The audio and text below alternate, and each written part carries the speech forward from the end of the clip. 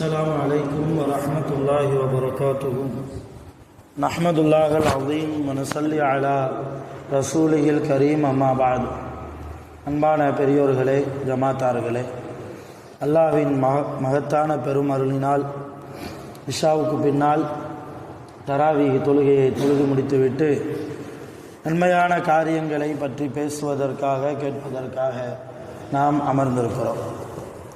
ரப்பு சுப்ஹானஹு வ தஆலா நாம் தொழுத தொழுகைகளை குறையில்லாமல் நிறைவாக கபூல் செய்வானாக. ஆமீன். உடல் ஆரோக்கியத்தோடு ஆஃபியத்தோடு எல்லா நோன்புகளையும் இந்த ரமலான் மாதத்தில் நோற்பதற்கு அல்லாஹ் நம் அனைவர்களுக்கும் அருள் புரிவானாக. ஆமீன். சங்கையானவர்களே, இன்றைக்கு ஓதப்பட்ட ஒரு வசனம், மையுத்திர் ரசூல ஃபக்கது அத்தா அல்லாஹ். இந்த வசனத்துடைய ஆரம்பம் அவ்வளவுதான். என்ன அர்த்தம்? யார் அல்லாஹ்வுடைய ரசூலுக்கு கட்டுப்படுகிறார்களோ நிச்சயமாக அவர் அல்லாஹ்வுக்கே கட்டுப்பட்டு விட்டார் என்று அந்த வசனத்தை ஆரம்பிக்கும் போது அல்லாஹ் இப்படி சொல்லி ஆரம்பிக்கிறார். இப்போ அல்லாஹ்வுடைய ரசூலுக்கு கட்டுப்படுவது, அல்லாஹ்வுக்கு கட்டுப்படுவது என்று அல்லாஹ்வே குர்ஆனில் சொல்லி இருக்கிற போது நபிகள் நாயகம் ஸல்லல்லாஹு அலைஹி வஸல்லம் அவர்கள் ஒரு முஸ்லிம் எப்படி வாழ வேண்டும் என்று நமக்கு சொல்லி தந்தார்களோ அவர்களுடைய சொல்லுக்கு நாம் கட்டுப்பட வேண்டும். அதிலும் குறிப்பாக ரமலானுடைய மாதத்தில் இருக்கிற நாம், பாவங்களை கரிக்கிற மாதம் ரமலான், அதிகமான நன்மைகளை ஈட்டி தருகிற மாதம் ரமலான், சுவனத்து வாசல்கள் எல்லாம் அல்லாஹ்வால் திறந்து வைக்கப்படுகிற அருமையான மாதம் ரமலான், ஷைத்தான்களுக்கு விலங்கு போடப்படுகிற மாதம் இந்த ரமலான், நரகத்தின் வாசல்கள் எல்லாம் மூடப்படுகிற மாதம் இந்த ரமலான். இப்படி ரமலானுக்கு நிறைய சிறப்புகள் உண்டு. இந்த ரமலானில் நாம் நபிகள் நாயகம் ஸல்லல்லாஹு அலைஹி வஸல்லம் அவர்களுக்கு கட்டுப்படுவோம் என்கிற உறுதியை நாம் ஏற்க வேண்டும். ரசூலுல்லாஹ் எத்தனையோ விஷயத்தை சொன்னாங்க, எப்படி வாழணும், எப்படி வாழக்கூடாது, நிறைய விஷயம் பட்டியல் போட்டு சொல்லிக்கொண்டே போகலாம். அதில் ஒரு விஷயம் தர்மம் செய்யுங்கள். ரசூலுல்லாஹ்வுடைய மிக உயர்ந்த சுன்னத், தர்மம் செய்யுங்கள். குறிப்பாக ரமலானில் அதிகமாக, மற்ற நாளில் ₹1 கொடுத்தா ஒரு நன்மை, ஆனால் ரமலானில் ₹1 தர்மம் செஞ்சால் 70 நன்மை கிடைக்கும். அருமையானவர்களே, 1க்கு 70 மடங்கு நன்மை ரமலானில் தர்மத்திற்கு மட்டுமல்ல எல்லா காரியத்துக்கும் இருக்கிறது. எல்லா நன்மையான காரியத்துக்கும் 70 மடங்கு நன்மை அதிகமாக ரமலானில் அடியார்களுக்கு அல்லாஹ் வாரி வழங்குகிறார். ஆக நிறைய அமல் செய்யக்கூடிய இந்த மாதத்தில் என்னவும் செய்யணும், தர்மமும் அதிகமாக கொடுக்கணும். மிம்மா ரஸக்னாஹும் யுன்ஃபிகூன். அல்லாஹ் குர்ஆன்ல சொன்னான், நல்லவர்கள் யார் தெரியுமா, முத்தகீன்கள் யார் என்றால் நான் அவர்களுக்கு கொடுத்த ரிஸ்கிலிருந்து இல்லாதவர்களுக்கு கொடுப்பார்கள்.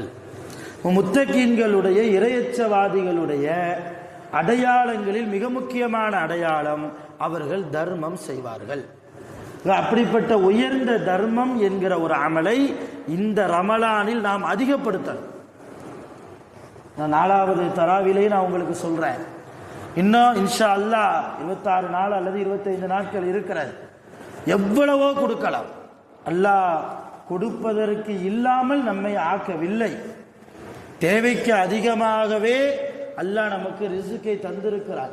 உலகத்தில் யோசிச்சு பார்த்தோன்னா நமக்கு தான் நிறைய கஷ்டம்னு நம்ம நினைக்கிறோம். ஆனால் அல்லாஹ் அவனுக்கு கீழே ஒரு ஆளை வச்சிருப்பான்.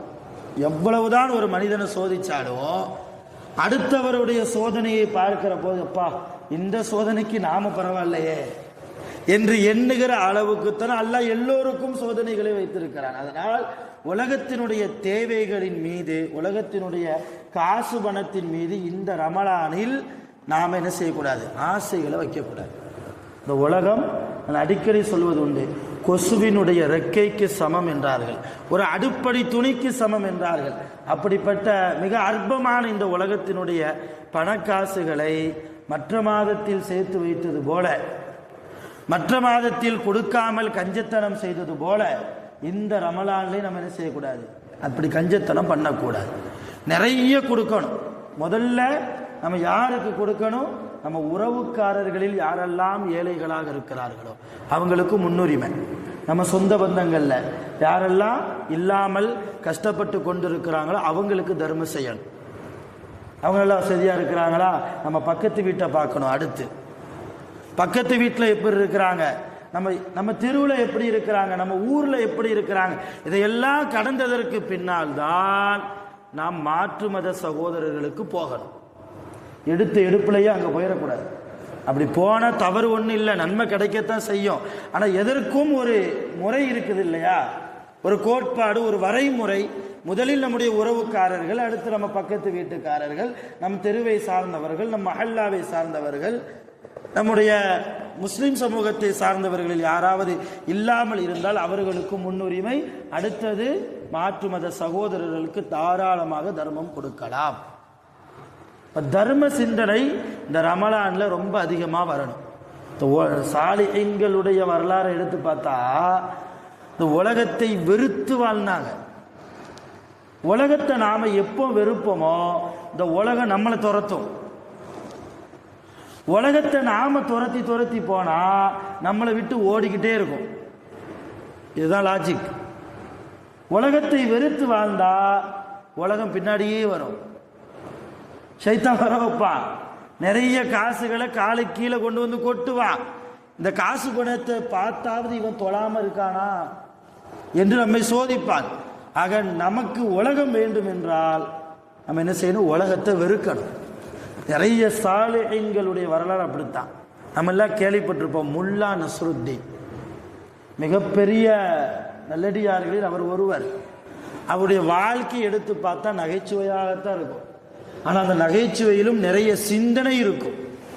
ஒரு தடவை முல்லா நஸ்ருத்தீன்ட்ட ஒரு ஆள் வந்து சொன்னார், முல்லா உன் கழுதையை காணாமல் போயிடுச்சு, உன் கழுதை காணாமல் போயிடுச்சு, அந்த இடத்துல கெட்டி போட்டி இல்லையா, நீ கெட்டி போடும்போது நான் பார்த்தேன் கோவேரி கழுதை. அந்த நேரத்திலலாம் அந்த காலத்திலெல்லாம் வாகனிப்பதற்கு ஒரு நடுத்தர வர்க்கத்தை சார்ந்தவர்கள் கோவேரி கழுதை தான் வச்சுருப்பாங்க. ரொம்ப ஆக மிகப்பெரிய பணக்காரன்னா ஒட்டகம் வச்சுருப்பார், குதிரை வச்சுருப்பார். ஒட்டகம் குதிரை யார்கிட்ட இருக்குதோ அவங்க பணக்காரர்.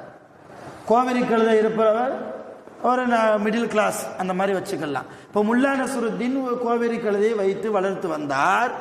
அவர் கெட்டி போட்டார், அதை ஒரு ஆள் பார்த்துருக்கிறாரு. அது கட்டை அவிழ்த்து ஓடிடுச்சு, காணாமல் போச்சு.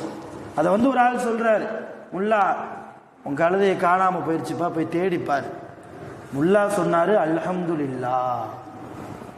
நம்ம யாராவது சொல்லுவோமா 1 லட்ச ரூபா காணோம், அல்ஹம்துலில்லாஹ். உடனே பக்கத்துலேருந்து வீட்டம்மா பைத்தியக்காரனுக்கு வாக்கப்பட்டு 1 லட்ச ரூபாயை காணங்கிற அல்ஹம்துலில்லாஹ்ங்கிறானே. அப்படித்தான் நம்மளுடைய நிலைமை.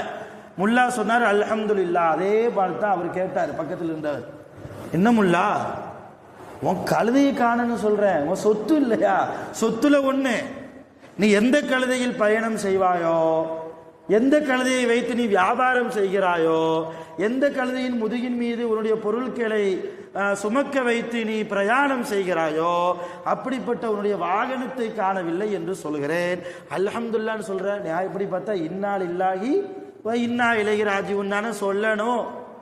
இப்போ முல்லா சொன்னாரு, நல்ல வேலை கழுதைக்கு மேல நான் இல்லை, கழுதை காணா போச்சு, நல்ல வேலை கழுதைக்கு மேல நான் இல்லையே, கழுதைக்கு மேல நான் இருந்தா நான்ல சேர்ந்து காணா போயிருப்பேன். எப்படி? இதுதான் நல்லடியார்கள். கேட்பதற்கு நகைச்சுவையா இருந்தாலும் கழுதை என்னப்பா, அது கழுதை, அது கொடுத்தது யார், என் ரப்பு இல்லையா? அவன் நினைத்தால் அதை விட அதிகமான ஒரு ஒட்டகத்தையோ ஒரு குதிரையையோ அல்லாஹ்வால் தர முடியுமா இல்லையா? அது காணா போச்சுன்னு நான் மூளையில முடங்கி போய் உட்காருவதா? என் ரப்பை வணங்குவதற்கு நேரம் இல்லாமல் நான் இருக்கிறேன், என் ரப்பினுடைய குர்ஆனை ஓதுவதற்கு நேரம் இல்லாமல் இருக்கிறேன் என்று யோசிப்பவர்கள் தான் முல்லா நஸ்ருத்தீன் போன்ற நிறைய சாலிஹீன்கள். இப்போ இந்த மாதிரி வாழ்க்கை அருமையானவர்களை நம்மள்கிட்ட வரணும். இந்த உலகம் என்ன காசு சேர்த்து வைத்து போகிற போது எதை கொண்டு போகிறோம்? எதுவுமே கிடையாது. அதனால தான் நல்லா பாருங்கள், ரமலானில் தர்மம் செய்யணும்னு நான் சொல்லிக்கிட்டு இருக்கிறேன். நிறைய பேர், நிறைய முஸ்லீம்கள், 99% முஸ்லீம்கள் ஜக்காத்தை இந்த ரமலானில் கொடுப்பார்கள். ஜக்காத்தை யாருக்கெல்லாம் ஜக்காத்து கடமையோ இந்த ஜக்காத்துடைய தொகையை ரமலான்ல கொடுப்பாங்க. நல்லா விளங்கிக்கங்க, ஜக்காத்தை ரமலான்ல தான் கொடுக்கணும்னு கட்டாயம்லாம் கிடையாது. ஜக்காத்து கடமைன்னா உடனே கொடுத்துடணும். அது ரமலான் இருந்தாலும் சரி, முஹர்ரம் மாசமா இருந்தாலும் சரி, ரஜபா இருந்தாலும் சரி, ஷாபான் எந்த மாசமா இருந்தாலும் ஜக்காத்து கடமை எப்போ வருதோ அடுத்து உடனே கொடுத்துடணும். இதுதான் சட்டம். ஆனால் நிறைய முஸ்லிம்கள் ரமலான்ல கொடுக்குறாங்க. ரமலான்ல கொடுக்கறது தவறு இல்லை. முன்னோர்களுடைய தொலைநோக்கு பார்வை, அந்த சிந்தனையை நம்ம யோசிக்கணும். மற்ற காலத்தில் கொடுத்தா ஜக்காத்தை நிறைவேற்றிட்டா அவ்வளோதான், அவன் மேலே உள்ள கடமை போயிருச்சு, அவ்வளவுதான். அதுக்கு என்ன நன்மையோ அதுதான் கிடைக்கும். ஆனால் ரமலான்ல கொடுத்தா கடமையும் நிறைவேறிடும். 1க்கு 70 மடங்கு நன்மை. ஒரு 10 லட்சம் ரூபா ஒரு ஆளுக்கு ஜக்காத்து பணம் கொடுக்கணும் அப்படின்னா அவருக்கு 70 லட்சம் ரூபாய் கொடுத்த நன்மை. அதனால சாலிஹீன்கள் ஜக்காத்தை ரமலானில் கொடுப்பதற்கு தேர்ந்தெடுத்தார்கள். நம்முடைய முன்னோர்கள் சும்மா ஒவ்வொரு காரியத்தையும் செய்யலை. நிறைய ஆலிம்களிடத்தில் கருத்து கேட்டு இது போன்ற சில விஷயங்கள். அருமையான பெருமக்களே, ஜக்காத்தை தாராளமாக ரமலானில் கொடுக்கலாம், அதில் எந்த விதமான சந்தேகம் இல்லை. நான் ஏற்கனவே ஜக்காத்துடைய அளவை சொல்லியிருப்பேன், இன்னும் அதிகமாக நான் சொல்கிறேன்.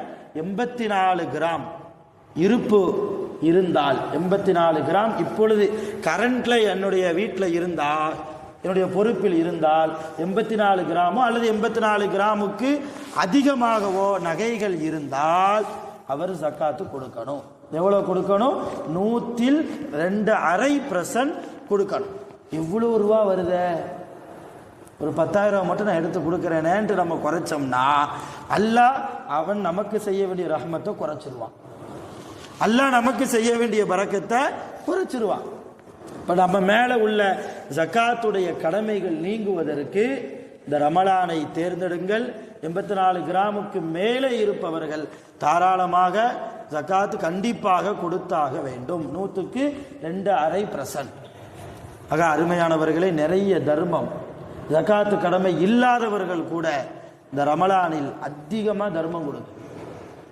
இது சாப்பாடாக கொடுத்தாலும் சரி, ரூபாவா கொடுத்தாலும் சரி, தேவை உள்ளவர்களுடைய தேவையை அறிந்து, யாருக்கு உணவு தேவை, யாருக்கு காசு பணம் தேவை, யாருக்கு என்ன உதவி தேவை என்பதை அறிந்து பொருளாகவோ அல்லது காசு பணமாகவோ இந்த ரமலானில் தர்மம் கொடுக்கிற மாதமாக இந்த ரமலானை எல்லா அமல்களை கொண்டு கழிப்பது போல தர்மத்தை கொண்டும் நாம் கழிப்போம். வல்ல ரஹ்மான் நம் அனைவர்களுக்கும் அருள் புரிவானாக. எல்லா பாவங்களை விட்டும், எல்லா கரைகளை விட்டும், ஷைத்தான்களுடைய சூழ்ச்சிகள் தீங்குகளை விட்டும் பாதுகாப்பு பெற்றவர்களாக, சாலிஹீன்களாக, முத்தகீன்களாக அல்லாஹ் நம் அனைவர்களையும் ஆக்கி அருள் புரிவானாக. ஆகிரு தஅவானா அல்ஹம்துலில்லாஹி ரப்பில் ஆலமீன். சுப்ஹானல்லாஹி வ பிஹம்திஹி, சுப்ஹானல்லாஹி வ பிஹம்திஹி, அஷ்ஹது அன் லா இலாஹா இல்லா அன்த, அஸ்தக்ஃபிருக வ அத்தூபு இலைக். ஆமீன். சுப்ஹான ரப்பிக ரப்பில் இஸ்ஸத்தி அம்மா யசிஃபூன், வஸ்ஸலாமு அலல் முர்ஸலீன், அல்ஹம்துலில்லாஹி ரப்பில் ஆலமீன். ஸல்லல்லாஹு அலா முஹம்மத் ஸல்லல்லாஹு அலைஹி வஸல்லம். ஸல்லல்லாஹு அலா முஹம்மத் ஸல்லல்லாஹு அலைஹி வஸல்லம். ஸல்லல்லாஹு